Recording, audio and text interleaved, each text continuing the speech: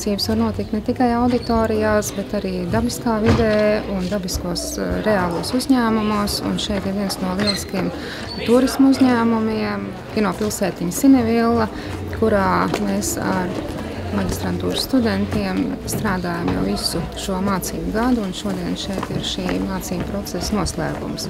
Mācību process sākās ar rēķinu uzrunu turības studentiem, vai nav vēlmes idejas, kā attīstīt šo vietu turismā.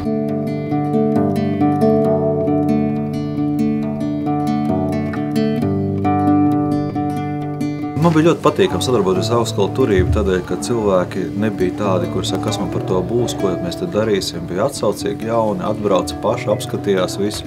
Mēs arī esam pilnīgi jauni un zaļi. Kinopilsēta nav veidota no turismu profesionāļiem. Viņi kino cilvēki priekš kino vajadzībām. Un tad vienkārši Kinopilsētai radās nepieciešamība, sāk parādīties ļoti daudz turistu, un mēs Kinopilsētā nezinājām, ko ar viņiem darīt. Un tādēļ izveidojās tāda interesanta sadarbība. Augstskola Turība pati piedāvājās izveidot tādu apskatu, kā tas izskatās no malas un kā te varētu darboties turismu šajā teritorijā.